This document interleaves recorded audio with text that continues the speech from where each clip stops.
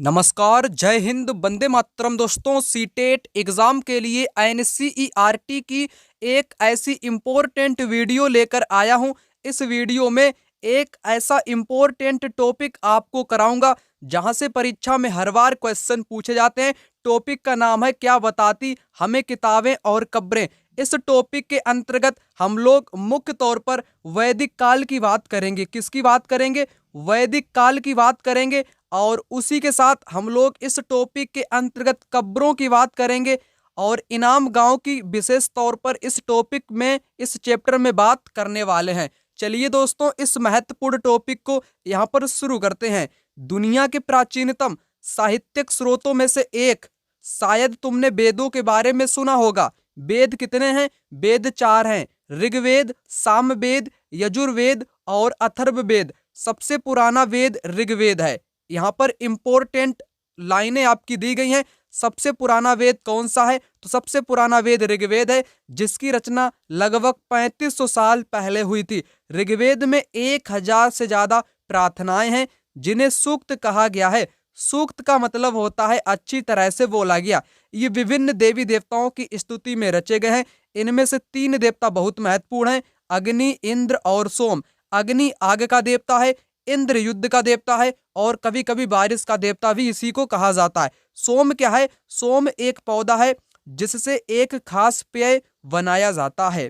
ठीक है ना। वैदिक प्रार्थनाओं की रचना ऋषियों ने की थी। ठीक है ना। तो इतना मैंने अभी आपको बताया। 4 वेदों के बारे में आपको बताया, ऋग्वेद, सामवेद, यजुर्वेद, अथर्ववेद। इनमें से सबसे पुराना कौन सा है? तो ऋग्वेद सबसे पुराना है, जिसकी रचना 3500 साल पहले की गई थी, है ना। इसमें 1000 से ज्यादा क्या है? प्रार्थनाएं हैं, जिनको सूक्त के नाम से जानते हैं। सूक्त का मतलब होता है अच्छी तरह से बोला गया। और मैंने 3 देवता आपको बताए, अग्नि बताया, इंद्र बताया, सोम बताया। अग्नि आग का देवता है, इंद्र युद्ध का देवता है, सोम एक प्रकार का पौधा है, पेय पौधा है। अब आपको यहां से क्वेश्चन जितने आए हुए होंगे परीक्षा में, उन क्वेश्चन को अब आपको यहां पर करा देता हूं। आप लोग यहां पर क्वेश्चन को भी करते हुए चलोगे मेरे साथ। तो पहला क्वेश्चन यहां पर आ चुका है, ऋग्वेद काल में कौन से 3 देवता खासकर प्रमुख थे? तो अग्नि, इंद्र और सोम, ये 3 देवता प्रमुख थे। ठीक है ना। दूसरा क्वेश्चन यहां पर आप लोग देख सकते हो, ऋग्वेद की मूल रचना अभी आपको आगे भी बताऊंगा। तो प्राक संस्कृत में ऋग्वेद की रचना हुई थी। तो ये क्वेश्चन आपको कहां पर मिलेंगे? अगर आप लोग इन क्वेश्चन को भी अच्छे ढंग से कवर करना चाहते हो तो आपको नोट्स खरीदने पड़ेंगे। नोट्स मैंने ही खुद हैंड रिटन आप सभी लोगों के लिए बनाए हैं। नोट्स की खासियत की अगर मैं बात करूं, वर्ष 2011 से यहाँ पर अब तक के सारे क्वेश्चन आपको इसी में मिलने वाले हैं। चैप्टर वाइज पीवाईक्यू देखने को मिलेंगे। चैप्टर में हर इंपॉर्टेंट जानकारी को सिलेक्ट किया गया है ताकि एग्जाम से कोई भी जानकारी बाहर ना जाए। मैंने अभी आपको कितना बताया? अभी आपको मैंने 4 वेद के बारे में बताया, ऋग्वेद, सामवेद, यजुर्वेद, अथर्ववेद। तो ऋग्वेद की बात यहाँ पर की गई, सबसे पुराना है, 3500 साल पहले रचना हुई। ऋग्वेद में 1000 से ज्यादा प्रार्थनाएं हैं जिन्हें सूक्त कहा गया है। सूक्त का मतलब होता है अच्छी तरह से बोला गया। विभिन्न देवी देवताओं की स्तुति में ये रचे गए हैं। ठीक है ना। 3 देवता प्रमुख है, अग्नि, इंद्र, सोम। तीनों के बारे में आपको यहाँ पर मैंने बता दिया। वैदिक प्रार्थनाओं की रचना ऋषियों ने की थी। ठीक है ना। अधिकांश रचनाएं किसने की थी? पुरुषों ने अधिकांश रचनाएं की थी और कुछ रचनाएं महिलाओं ने भी की थी। ऋग्वेद की भाषा कैसी है? प्राक संस्कृत है। ठीक है ना। और ऋग्वेद में सरस्वती और सिंधु नदियों का जिक्र है। किन किन नदियों का है? सरस्वती का और सिंधु का। गंगा तथा यमुना नदी का उल्लेख एक बार आया है, एक बार गंगा का और एक बार यमुना का उल्लेख आया है। ठीक है ना। और भारत भारोपीय भाषा परिवार संस्कृत का हिस्सा है। द्रविड़ भाषा परिवार में तमिल, तेलुगु, कन्नड़, मलयालम द्रविड़ भाषा का हिस्सा है। ऑस्ट्रो एशियाटिक भाषा में झारखंड, मध्य भारत की कई भाषाएं सम्मिलित की गई हैं। ठीक है ना। तो नोट्स को भी आप लोग खरीद लेना, क्योंकि कम प्राइस में आपको यहाँ पर उपलब्ध कराऊंगा। और चैप्टर वाइज आपको यहाँ पर पीवाईक्यू क्वेश्चन देखने को मिलने वाले हैं। कंप्लीट एनसीईआरटी का निचोड़ आपको प्रोवाइड कराने वाला हूं। चलिए दोस्तों, आगे यहाँ पर बात करेंगे। इतना आपको कंफर्म मैंने करा दिया। और अधिकांश पुरुषों ने रचना की थी। किसकी रचना की थी? सूक्तों की रचना की थी। और कुछ रचनाएं महिलाओं ने भी की थी। इतना बताया आपको। और ऋग्वेद की भाषा क्या थी? प्राक संस्कृत थी। क्वेश्चन भी आपको कराया। वैदिक संस्कृत जिसको बोलते हैं। अब बात करेंगे आगे। आगे आपको ये भी मैंने बता दिया कि भारोपीय भाषा का परिवार का हिस्सा है अपनी जो संस्कृत है, और भारत की कई भाषाएं असमिया, गुजराती, हिंदी, कश्मीरी, सिंधी, एशियाई भाषाएं हैं ये, ठीक है ना। ये सारी जानकारी मैंने आपको यहाँ पर बता दी। और द्रविड़ भाषा की अगर मैं बात करूं, द्रविड़ में तमिल, तेलुगु, कन्नड़, मलयालम इत्यादि आती हैं। झारखंड और मध्य भारत के हिस्से में बोली जाने वाली भाषाएं ऑस्ट्रो एशियाटिक परिवार का हिस्सा मानी जाती हैं। अब आगे बात करते हैं। ऋग्वेद का उच्चारण किया जाता था और श्रवण किया जाता था, ना कि पढ़ा जाता था।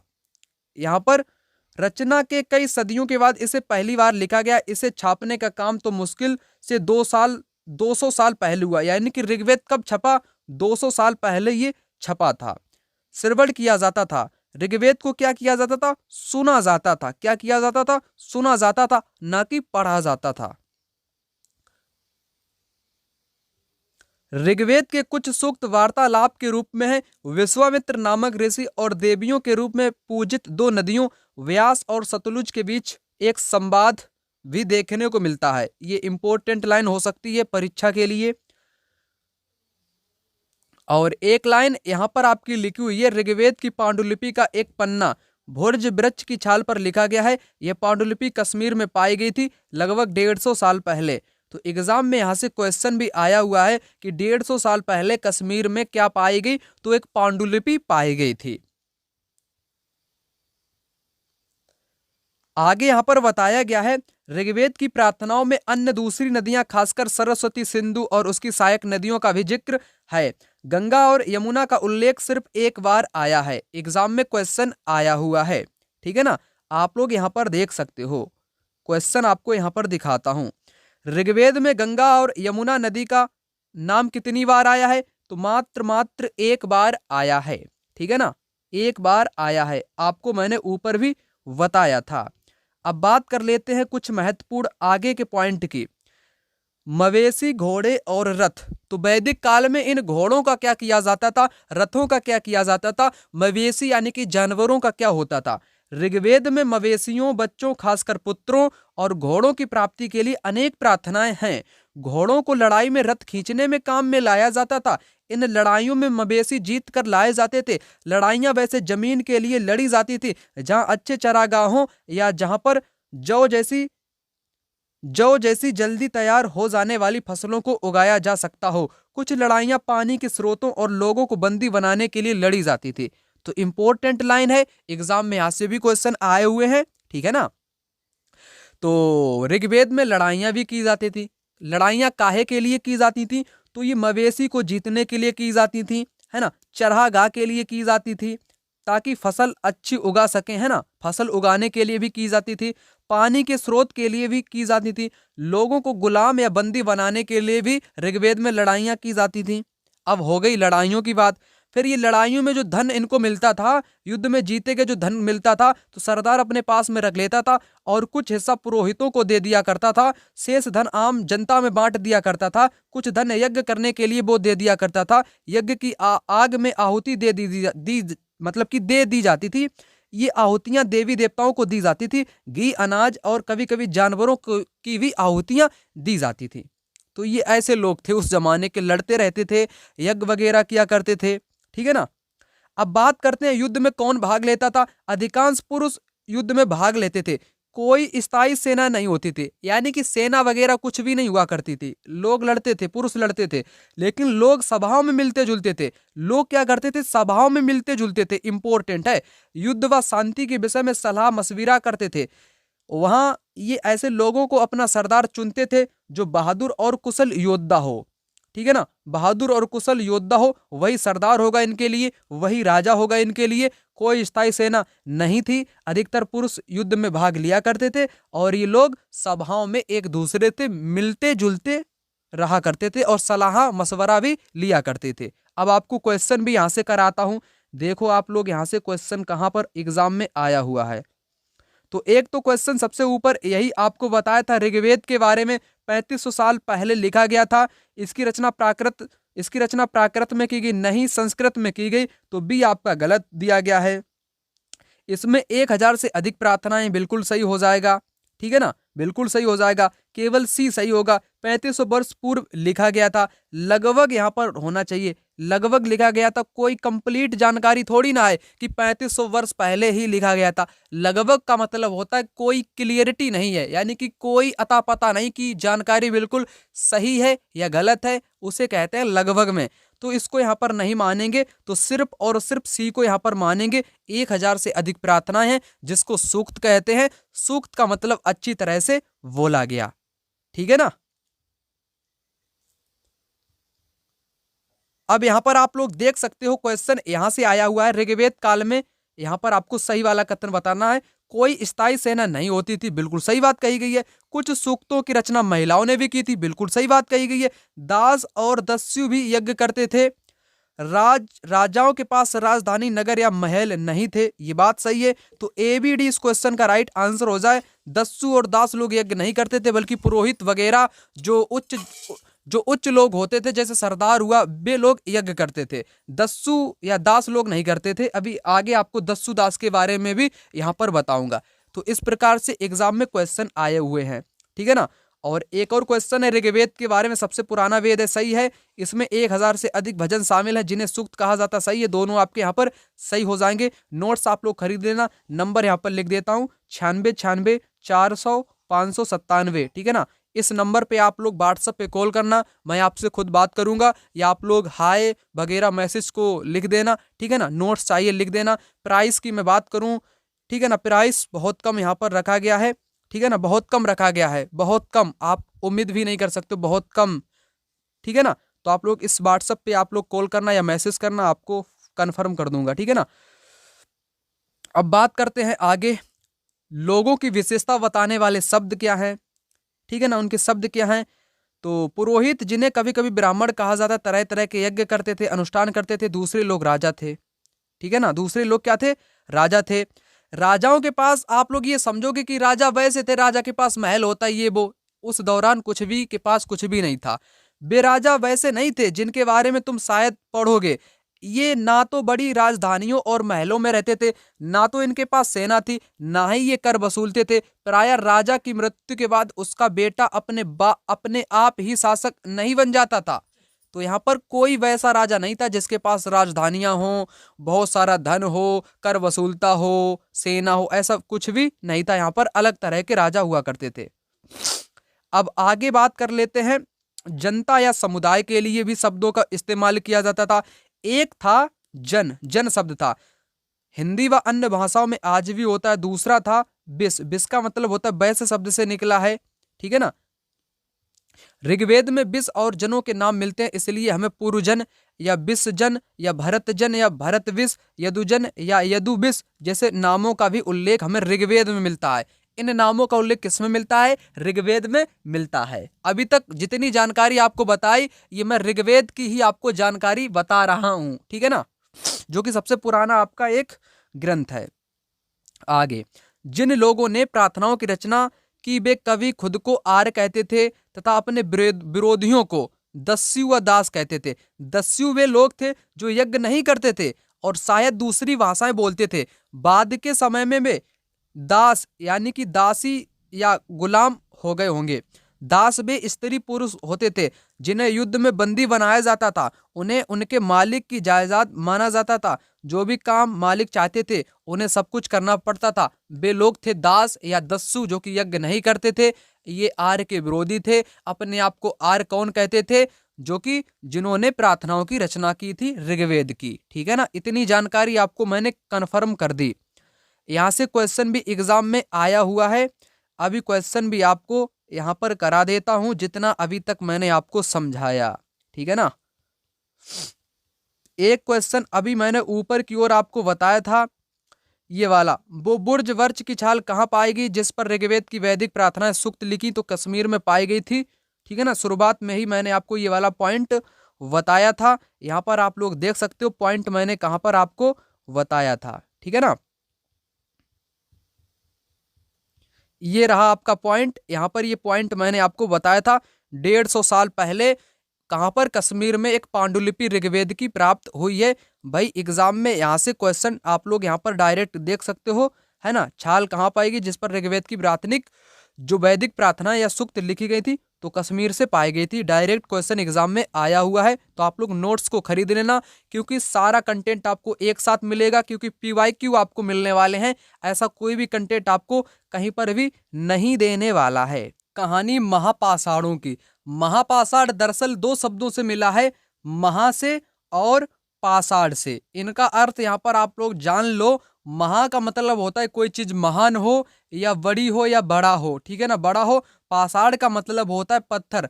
जो बड़ा पत्थर है उसको एक तरीके से महापाषाण के नाम से जानते हैं। तो ये शिलाखंड महापाषाण नाम से जाने जाते थे। ये पत्थर दफन करने की जगह पर लोगों द्वारा बड़े करीने से लगाए गए थे। तो महापाषाण का उपयोग किस लिए किया गया था? तो एक प्रकार से लोग जहां पर लोग मर जाते थे, जहां पर उनको दफन किया जाता था, दफन की जगहों को ये चिन्हित करते थे, ठीक है ना, चिन्हित करते थे। महापाषाण कवरें बनाने की प्रथा 3000 साल पहले शुरू हुई थी। यह प्रथा दक्कन, दक्षिण भारत, उत्तर पूर्वी भारत और कश्मीर में प्रचलित थी। इंपॉर्टेंट लाइन है। तो 3000 साल पहले हुई। कहां पर यह प्रथा शुरू हुई थी? तो दक्कन में, दक्षिण भारत में, पूर्वी भारत में और कश्मीर में यह प्रथा प्रचलित थी, ठीक है ना। कुछ महापाषाण जमीन के ऊपर ही दिख जाते हैं, कुछ महापाषाण जमीन के भीतर भी होते हैं। तो इतना मैंने आपको बता दिया। अब यहां से क्वेश्चन भी आपको कराऊंगा, ठीक है ना। और कई बार पुरातत्वविदों को गोलाकार सजाए हुए पत्थर भी मिलते हैं, कई बार अकेला खड़ा हुआ पत्थर मिलता है। ये ही एकमात्र प्रमाण है जो जमीन के नीचे कब्रों को दर्शाते हैं। पत्थर ही कब्रों को दर्शाते हैं। तो महत्वपूर्ण जानकारी है। चित्र को आप लोग यहां पर देख सकते हो। आगे बात कर लेते हैं। यहां पर क्या लिखा हुआ है? यहां पर लिखा हुआ है, इन सब कब्रों में कुछ समानताएं हैं। सामान्यतः मृतकों को खास किस्म के मिट्टी के बर्तनों के साथ दफनाया जाता था, जिन्हें काले लाल मिट्टी के बर्तन, ब्लैक एंड रेड वेयर के नाम से जाना जाता था। इनके साथ ही मिले लोहे के औजार और हथियार, घोड़ों के कंकाल और सामान तथा पत्थर, सोने के गहने भी इनके साथ दफनाए जाते थे, ठीक है ना। तो इतना मैंने अभी आपको बताया। अब करा देता हूं आपको यहां से क्वेश्चन। तो क्वेश्चन यहां पर आपका आया, महापाषाण क्या चिन्हित करने के लिए खड़े किए गए हैं? तो किसको? कब्रगाहों यानी कि शमशान को दिखाने के लिए ये खड़े किए गए हैं। एग्जाम में आया हुआ क्वेश्चन, ठीक है ना। और यहां पर ये भी क्वेश्चन आप लोग देख पा रहे होगे कि महापाषाणों के विषय में निम्नलिखित में से कौन सा कथन सही है? इनका उपयोग दफन करने की जगहों को चिन्हित करने के लिए किया जाता था। पहला ऑप्शन इस क्वेश्चन का बिल्कुल राइट आंसर हो जाएगा। और ये महापाषाण कहां पर पाए गए थे? दक्कन में पाए गए थे, दक्षिण भारत में पाए गए, पूर्वी भारत में पाए गए, ठीक है ना, और कश्मीर में पाए गए थे। अभी आपको जानकारी मैंने बताई। ये जमीन के ऊपर भी पाए गए और जमीन के नीचे भी पाए गए, ठीक है ना।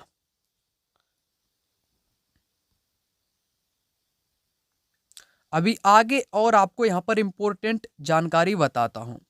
ब्रह्मगिरी, ब्रह्मगिरी कहां पर में है? ये आपके कर्नाटक में है ना। ब्रह्मगिरी कर्नाटक में है। यहाँ एक व्यक्ति की कब्र में 33 सोने के मनके और शंख पाए गए और दूसरे कंकालों के पास सिर्फ कुछ मिट्टी के बर्तन ही पाए गए। ये दफनाए गए लोगों की सामाजिक स्थिति को, भिन्नता को दर्शाता है। कुछ लोग अमीर थे तो कुछ लोग गरीब थे, कुछ सरदार थे तो दूसरे अनुयायी थे। यानी कि कहने का मतलब है, जो लोग अमीर हुआ करता था उसके साथ सोने, जैसे 33 सोने के सिक्के किसके साथ दफनाए गए होंगे?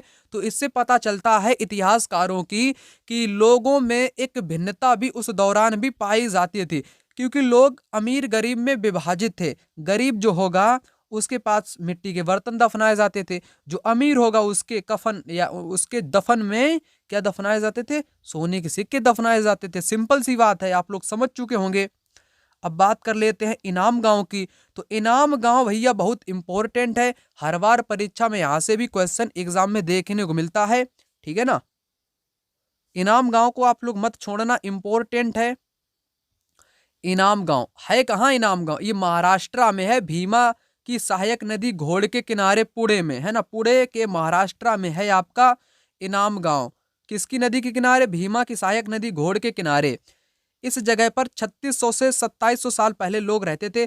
यहाँ वयस्क लोगों को प्रायः गड्ढे में सीधा लिटाकर दफनाया जाता था। उनका सिर उत्तर की ओर होता था। कई बार उन्हें घर के अंदर भी दफनाया जाता था।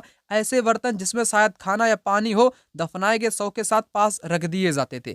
तो यहाँ पर 2 से 3 बातें क्लियर हुई। इनाम गांव कहाँ पर है? महाराष्ट्र के पुणे में है। भीमा की सहायक नदी घोड़ के किनारे है। यहाँ पर में लोगों को उत्तर की ओर सिर करके दफनाया जाता था गड्ढे में, ठीक है ना। कई बार घरों में भी उनको दफनाया जाता था और दफनाने की जगह में पानी और क्या खाने वाले बर्तन रख दिए जाते थे, ठीक है ना। एक आदमी को 5 कमरे वाले आंगन में दफनाया गया। 4 पैरों वाले मिट्टी के एक बड़े संदूक में दफनाया गया था, ठीक है ना। ये बातें कुछ थी महत्वपूर्ण। और घर गांव के सबसे बड़े घरों में था। इस घर में अनाज का गोदाम भी मिला है। शव के पैर मुड़े हुए थे।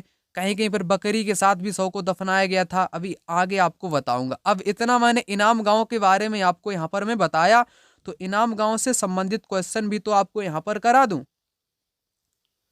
तो इनाम गांव से संबंधित क्वेश्चन आपको यहाँ पर करा देता हूं।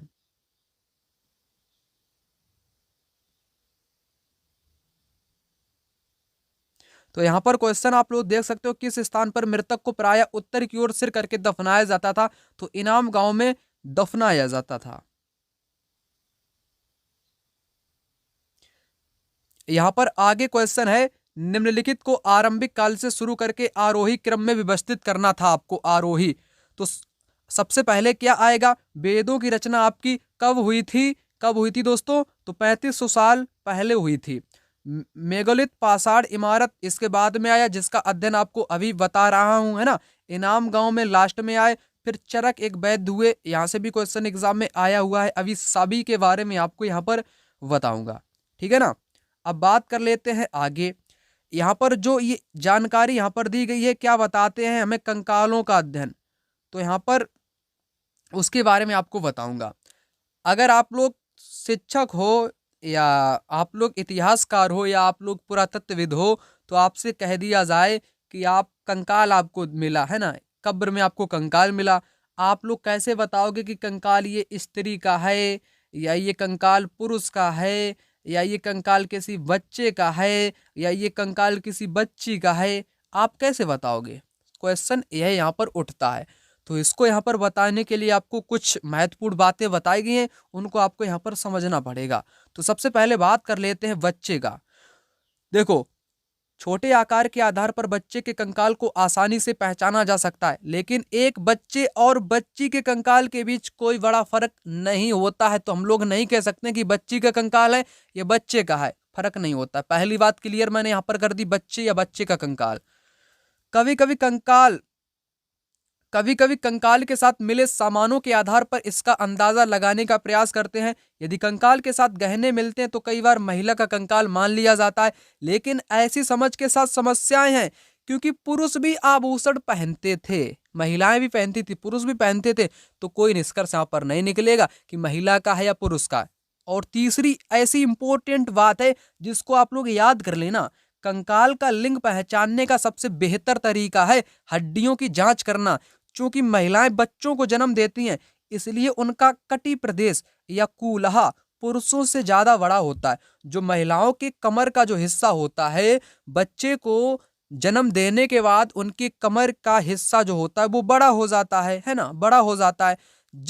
जिस आधार पर इतिहासकार पता कर लेते हैं कि महिला का है कंकाल या पुरुष का है। आपने यहाँ पर समझ लिया होगा, ठीक है ना। अब चरक वैद्य के बारे में आप लोग जान लो। 2000 साल पहले एक वैद्य हुए जिनका नाम था चरक। चिकित्सा शास्त्र पर उन्होंने चरक संहिता पुस्तक लिखी, ठीक है ना। और उन्होंने कहा कि मनुष्य के शरीर में 360 हड्डियां होती हैं। आधुनिक विज्ञान कहता 206 हड्डियां होती हैं। संभवतः चरक ने अपनी गिनती में दांत और हड्डियों के जोड़, कार्टिलेज को भी जोड़कर यह संख्या बताई थी, ठीक है ना। अब आपको क्वेश्चन बताता हूं। तो अब आपका यहाँ पर क्वेश्चन आया। यहाँ पर आप लोग देख सकते हो कि एक महापाषाण समाधान में 2 कंकालों के अवशेष थे। दोनों कंकालों में से महिला के कंकाल को आपको पता करना है। तब आप लोग क्या करोगे? तब आप लोग हड्डियों की संरचना करोगे, क्योंकि हड्डियां की संरचना बहुत इंपॉर्टेंट है। इससे पता चलता है कि स्त्री ने बच्चे को जन्म देने के बाद उसके कमर का जो हिस्सा है वो बड़ा हो जाता है, जिस कारण हम लोग पता कर सकते हैं हड्डियों की ढांचा या संरचना के द्वारा। कंकाल के आभूषण से नहीं पता कर सकती हैं, क्योंकि आभूषण महिलाएं भी पहनती हैं और पुरुष भी उस समय में पहनते थे। कंकालों के आकार से कुछ नहीं लेना देना है। भोजन वाला ये भी कुछ नहीं होगा, सिर्फ ए पहला वाला राइट आंसर होगा। और आगे भी आप लोग यहाँ पर क्वेश्चन देख सकते हो, उसी प्रकार से यहाँ भी एग्जाम में क्वेश्चन आया है। आप लोग नोट्स को अवश्य रूप से खरीद लेना। बार बार यहाँ पर आपको क्वेश्चन देखने को इस प्रकार से नहीं मिलेंगे, ठीक है ना, क्योंकि ये पेड नोट्स हैं। जिन लोगों ने नोट्स खरीद लिए वे लोग फायदे में रहेंगे, क्योंकि वो लोग रिवीजन भी कर सकते हैं इस क्लास के साथ, ठीक है ना। तो राइट आंसर आपका यहाँ पर क्या हो जाएगा? पुरुष और महिला कंकाल के अवशेषों के अध्ययन और उनमें भेद करने में हमें ध्यान देना चाहिए। हड्डियों की संरचना, क्योंकि बड़े कूल्हे की हड्डी एक पुरुष को दर्शाती है, नहीं महिला को दर्शाती है। सेकेंड वाला राइट आंसर इस क्वेश्चन का हो जाएगा, ठीक है ना। अब बात कर लेते हैं, जो इनाम गांव के लोग थे वे लोग गेहूं उगाते थे, जौ उगाते थे, चावल, दाल, बाजरा, मटर, तिल भी उगाते थे।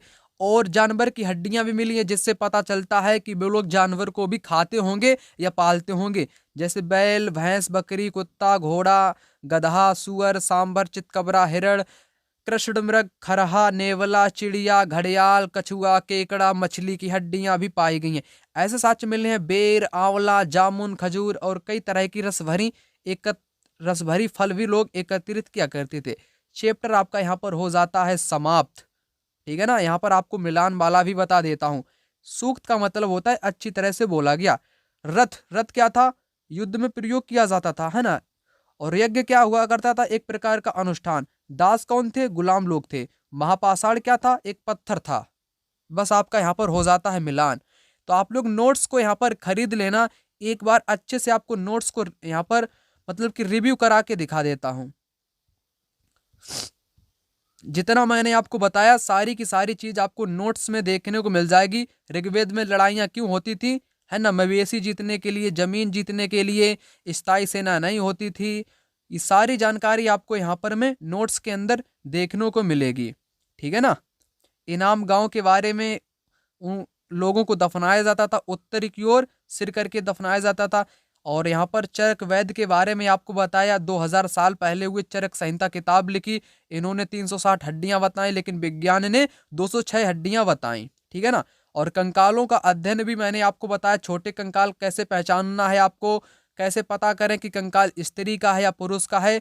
तो इसका तरीका आपको मैंने क्या बताया, हड्डियों की जांच मैंने बताई, क्योंकि कटी प्रदेश महिलाओं का पुरुषों से अधिक बड़ा हो जाता है जब महिलाएं बच्चे को जन्म देती हैं।